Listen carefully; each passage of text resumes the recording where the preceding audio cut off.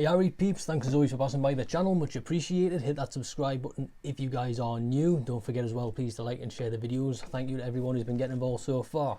Alright, so it feels like a while since I've uploaded, to be honest, because really there's been nothing going on in terms of boxing in the UK or America much, really. No big fights been happening, and I've just been doing kind of my predictions for the football.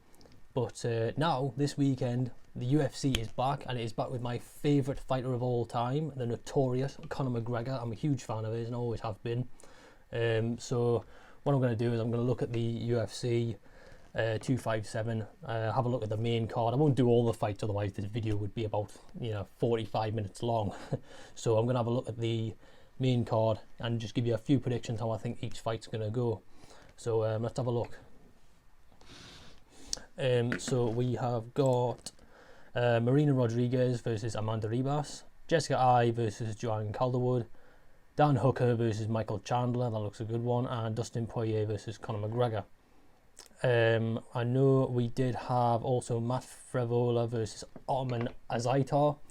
That was a potential fight of the night contender, to be honest, as it had the potential for a lot of explosive actions, which is why it's so disappointing why that fight has had to be cancelled. I've no idea why. I've not heard anything as to why Azaitar has pulled out, to be honest, but really I would have had him winning that fight by a KO for sure, because that guy has got some serious power on him, like from what I've seen. So yeah, I'm gutted that one's not going to be happening.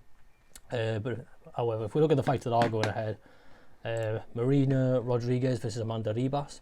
Rodriguez, I thought, was going to win her last fight, as I thought and hoped that she was going to improve on her takedown defense and her ground game and stuff like that.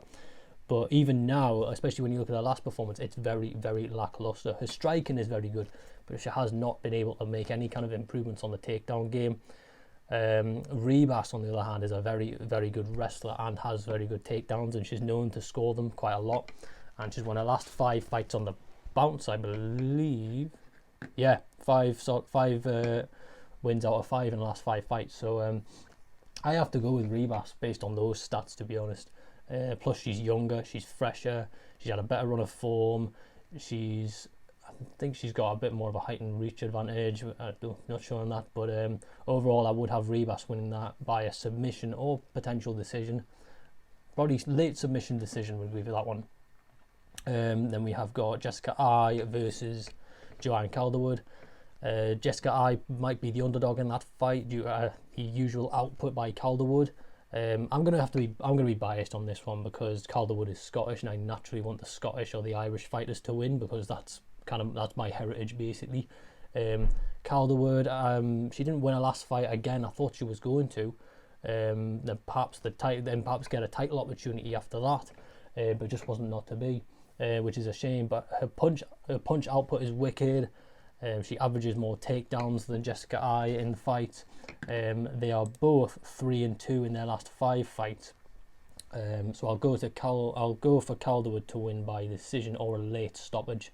I think she has that capability to just keeps outputting punches time after time again, that she has the chance to score a TKO. And Jessica Ai, for me, hasn't really done enough to convince me that she's got enough to really kind of take it to Calderwood. So I'm going Calderwood TKO victory on that one. Then the co-main event, we have got Dan Hooker versus Michael Chandler, which I'm pretty excited for. Chandler is coming on his UFC debut after coming over from Bellator. He's 21-5 at the moment. This really does have the makings for a good fight. It's a strange one to call. I am definitely on the Chandler hype train, especially since he came over to the UFC. I do like what he brings and his kind of passion and his energy. Dan Hooker, coming off that defeat of Dustin Poirier back in June, really close, really unlucky to lose that fight, to be honest, because Dan Hooker has plenty left to offer. Hooker definitely has the power to finish. He had the power to finish off Dustin for sure, but Dustin just managed to score the submission win over him. And Dan Hooker definitely has the power to finish off this fight. and I would say he definitely is more durable, and has the range over Chandler, and for sure would be my pick to outlast in this fight. It's a tough fight to call because part of me thinks, can Chandler try and get a decision win? Can he score takedowns? Can he try and outlast some of that Hooker kind of power? But I do think Hooker can win this, not only by he could get a decision, but I think he also has the potential to get a KO victory for sure. I think Hooker has been a bit underrated recently because of the defeats. It's almost kind of like he rises and then he comes down again. He rises up to the top, comes back down again. But I think this time he has the chance to prove himself. And Chandler, to be fair, on his debut of the UFC, he'll come back as well strong if he loses. He still has plenty more to offer. There's still a lot left in the tank. But I'm going Dan Hooker win by knockout. Now, let's have a look at the main event, the one where the notorious Conor McGregor is coming back. I'm just going to wear this like this for all the Irish lads out there. So, one thing I've noticed though is Conor's entire demeanour has changed ever since that Khabib beating. He's shaking hands, he's been a bit more polite. I think he's kind of realised what his actions outside the ring have kind of caused for his image. He really wasn't popular at one point because of everything he'd done. Conor will have to work in this fight. If he doesn't do the work, this fight has the potential to go several ways. We last saw Dustin fight 7 months ago when he got the unanimous decision against Dan Hooker, and the last time we saw Conor in the cage was a year ago actually. It was a year ago against Cowboy, which he fought, wasn't it? Where he TKO'd Cowboy in 70 seconds at UFC 246. I know that fight was a bit controversial due to the kind of allegations of gambling that were on top of the fight, but that's neither here nor there. Both fighters are recently coming off defeats to the GOAT, which is Khabib. So I think both of them are kind of in a similar sort of level in terms of where they are in their career. Both of them have kind of been against the best, lost. With Khabib kind of out of the picture now since he's kind of retiring, there's going to be a greater charge for that lightweight title by guys such as Conor, by Poirier, by Gaethje and Ferguson. They're all going to want to be in these big events so they can try and get a chance of the title. Obviously, they both fought before where Conor won by KO in the first rounds, but their stats are very, very similar in terms of output and defense. But then again, in terms of fighters, they are very much different. Conor's very much a striker. It tries to end his fight early, whereas Dustin is very much the kind of submission wrestler who tries to score takedowns. Conor very, very, very rarely goes for takedowns, unless it's kind of in desperation. If I do see any takedowns coming, they will come from Dustin. Maybe there's a chance that, I think this fight can go one of two ways. There's one way where I think if Conor gets rocked early by Dustin and gets taken down, maybe Dustin's able to gas him out, a bit like what Khabib did when he just managed to keep him on the ground and keep him working for the entire second round. Dustin could, if he wanted to, light him up on the ground in the second round, for example.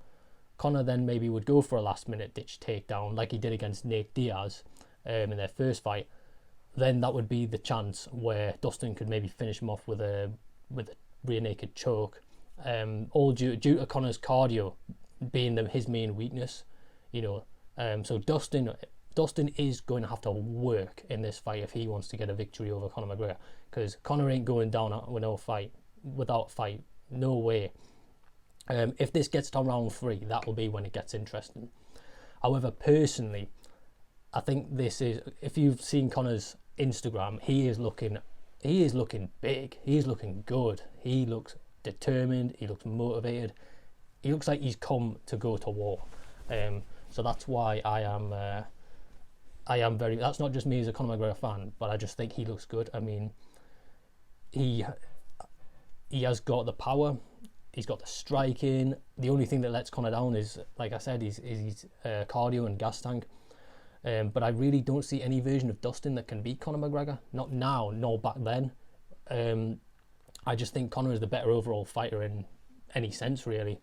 So my prediction is I don't think this fight will go past 2 rounds. I personally think Conor will do exactly the same as what he did before and just land a big left hand.